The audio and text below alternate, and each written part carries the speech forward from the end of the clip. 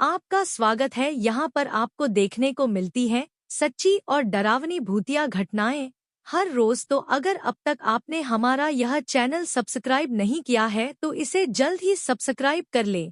तो अब हम अपनी कहानी शुरू करते हैं कि मेरा नाम मनोज है और यह घटना मेरे 7 साल पहले घटी थी। मुझे रात के वक्त ट्रेन पकड़नी थी, लेकिन मुझे स्टेशन तक जाने में 7 किलोमीटर का सफर तय करना था। यह सफर मैंने इस साइकिल से तय करना था। ट्रेन लगभग मुझे रात के 11 पकड़नी थी, तो मैं घर से लगभग 10 बजे निकला। घर से निकलने से पहले मुझे मेरे पापा नहीं यही कहा था कि रात के वक्त सुने जा रहे हो, इसलिए परफ्यूम लगाकर मत जाना। मैंने उसे कहा कि परफ्यूम लगाकर जाने में क्या प्रॉब्लम है, तो उन्होंने कहा कि परफ्यूम लगाना या रात को दूध पीकर बाहर जाना, इससे भूत प्रेत पीछे लग जाते हैं, इसीलिए बुजुर्गों ने यह करने से मना किया है। मैं वैसे भूत प्रेतों पर यकीन नहीं करता था, इसीलिए मैंने पापा को कहा कि आप सो जाइए, मैं चला जाऊंगा। कि मैं एक छोटे से गांव में रहता हूँ और यहाँ से 10 साल से निकलकर मुझे शहर की तरफ जाना पड़ता है। वैसे मैं रात के समय कभी शहर नहीं जाता,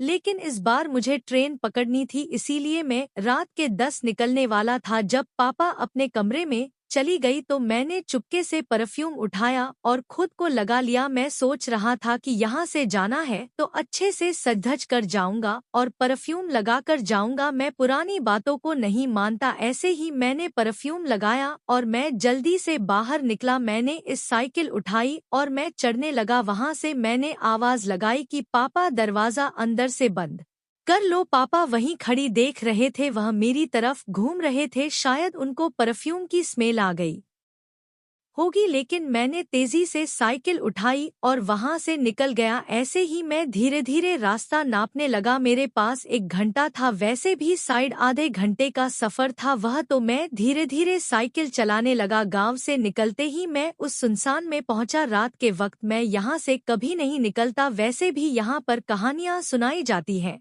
कि यहाँ पर खूब रहते हैं, लेकिन मैं कई बार यहाँ से निकल चुका था। मुझे ऐसा कभी महसूस नहीं हुआ। शायद मैं कभी यहाँ पर रात को नहीं आया इसलिए, लेकिन मैं भूत प्रेत पर यकीन नहीं करता था, इसीलिए मैंने पापा को कहा कि आप सो जाइए, मैं चला जाऊंगा। कि मैं एक छोटे से गांव में रहता हूँ और यहाँ से 10 साल से निकलकर मुझे शहर की तरफ जाना पड़ता है। वैसे मैं रात के समय कभी शहर नहीं जाता, लेकिन इस बार मुझे ट्रेन पकड़नी थी, इसीलिए मैं रात के 10 निकलने वाला था। जब पापा अपने कमरे में चली गई तो मैंने चुपके से परफ्यूम उठाया और खुद को लगा लिया। मैं सोच रहा था कि यहाँ से जाना है तो अच्छे से सज-धज कर जाऊंगा और परफ्यूम लगाकर जाऊंगा। मैं पुरानी बातों को नहीं मानता। ऐसे ही मैंने परफ्यूम लगाया और मैं जल्दी से बाहर निकला। मैंने इस साइकिल उठाई और मैं चढ़ने लगा। वहां से मैंने आवाज लगाई कि पापा दरवाजा अंदर से बंद कर लो। पापा वहीं खड़ी देख रहे थे, वह मेरी तरफ घूम रहे थे। शायद उनको परफ्यूम की स्मेल आ गई होगी, लेकिन मैंने तेजी से साइकिल उठाई और वहां से निकल गया। ऐसे ही मैं धीरे धीरे रास्ता नापने लगा। मेरे पास 1 घंटा था, वैसे भी साइड आधे घंटे का सफर था वह, तो मैं धीरे धीरे साइकिल चलाने लगा। गांव से निकलते ही मैं उस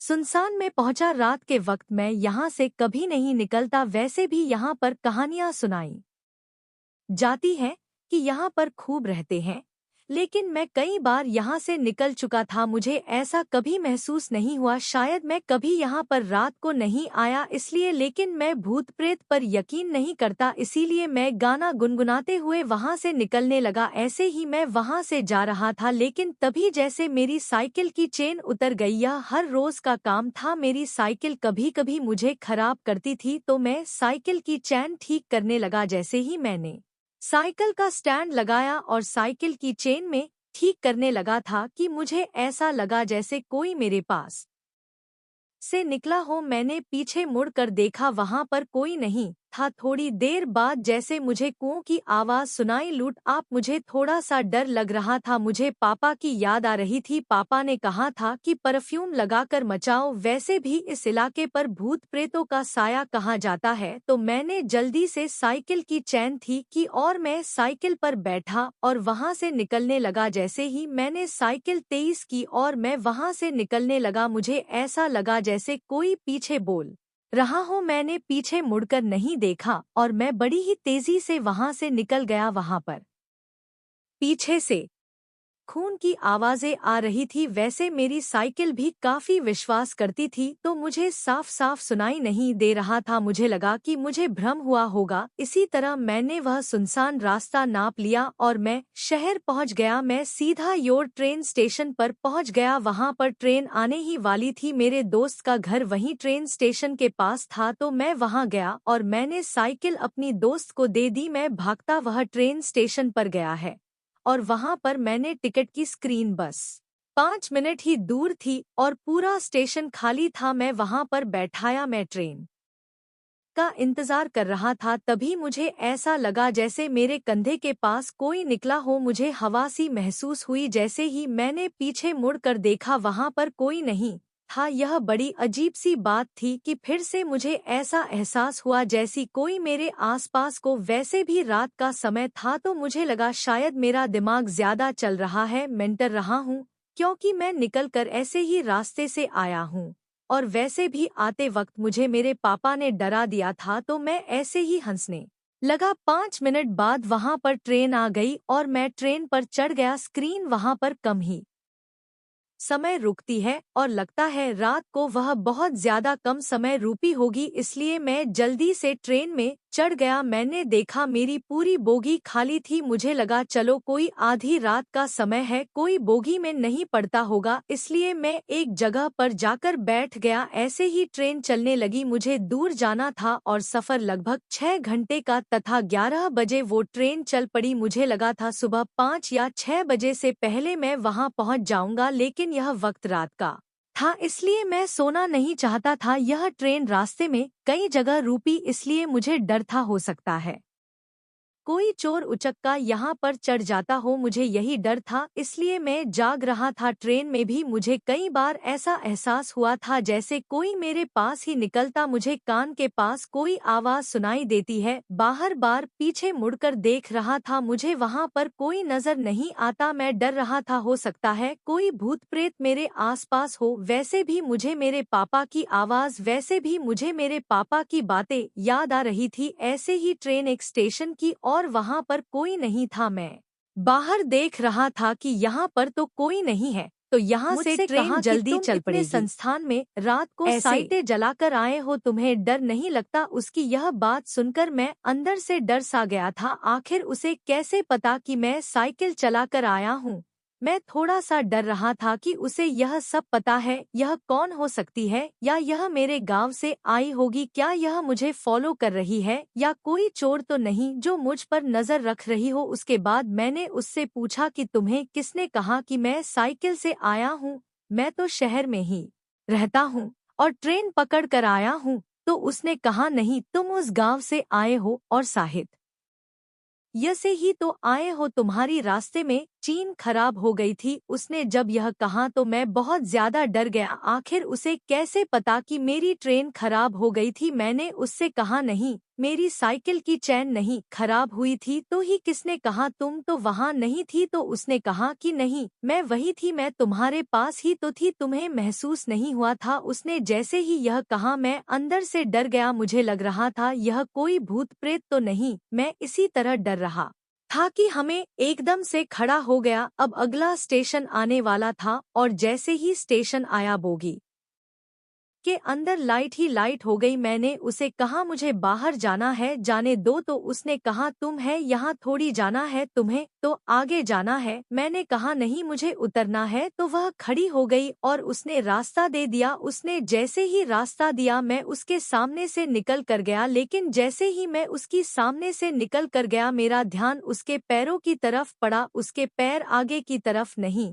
बल्कि पीछे की तरफ। तभी मेरे दिमाग में ख्याल आया कि यह कोई इंसान नहीं हो सकती। किसी इंसान के पैर उल्टे नहीं होते, उल्टे पैर सिर्फ चुड़ैलों के होते हैं। इस ख्याल ने मुझे अंदर से डरा सा दिया कि मैं जैसे ही उसके आगे से निकला, उसने हाथ आगे कर दिया। उसने कहा रुक जाओ, कुछ देर बातें कर लो। उसने जैसे ही यह कहा मैंने कहा मुझे जाने दो। इतना कहते ही वह हंसने लगी। उसकी हंसी बहुत ही अजीब थी। उसकी हंसी तो जैसे किसी टाइम जैसी थी। वह इतनी जोर से हंस रही थी कि पूरी बोगी में उसी की आवाज गूंज रही थी। मैं काफी डर रहा था क्योंकि इस भूमि का दरवाजा पीछे वाला ही खोला था। यहाँ हर बोगी में दो दरवाजे होते हैं, एक आगे वाला और एक पीछे वाला। यहाँ पर आगे वाला दरवाजा बंद था, लेकिन पीछे सुबह तुम्हारी पूजा करता हूँ, तभी तुम्हारा निपटारा उस चुड़ैल से होगा। उसके बाद उस पुजारी ने मंदिर के अंदर मेरे साथ पूजा करवाई। वहाँ पर आप कई लोग आ गए थे और वह पुजारी सबको मेरे बारे में बता रहा था। मैं भी उससे कह रहा था कि अब क्या करना चाहिए, तो उसने कहा पूजा के बाद तुम है यह माला गले में पहनी होगी, उसके बाद तुम्हें चिंता करने की कोई जरूरत नहीं है वह चुड़ैल तुम्हारा कुछ नहीं बिगाड़ सकती है। इसी तरह उसने पूजा की और किसी 1 रुपया ही नहीं लिया। उसके बाद सौंफ है कि ट्रेन पकड़कर मैं शहर की तरफ पाया। मैं उसी संस्थान से वापस घर आया, लेकिन मुझे दोबारा काफी वह एहसास नहीं हुआ था। आज भी मेरे मन में यही कहा जाता है कि उस दिन अगर वह चुड़ैल मुझे वहां रुक लेती तो मेरी साथ क्या होता, और अगर मैं उस मंदिर में नहीं जा पाता तो क्या होता। मैंने आज तक उस माला को गले से नहीं निकाला है और मुझे नहीं पता आप घर में उस माला को गले से निकाल लूंगा तो क्या होगा। हेलो दोस्तों, आज की कहानी में बस इतना ही ट्रेन चलने लगी, तभी मैंने देखा एक लड़की उस बोगी में चढ़ी। वह लड़की मेरी बिल्कुल आगे आकर बैठ गई। बोगी में काफी अंधेरा था, इसलिए मैं ज्यादा देख नहीं पाया। वह लड़की बिल्कुल मेरे आगे आकर बैठी थी। उसने बहुत ही अच्छा परफ्यूम लगाया हुआ था। उसकी चोटी बहुत ही लंबी थी। जब वह मेरे पास से गुजर रही थी तो मेरा ध्यान सबसे पहले उसकी चोटी पर ही गया। उसकी चोटी लगभग घुटनों तक आती होगी। इसी तरह ट्रेन चली जा रही थी, तभी मैंने देखा वह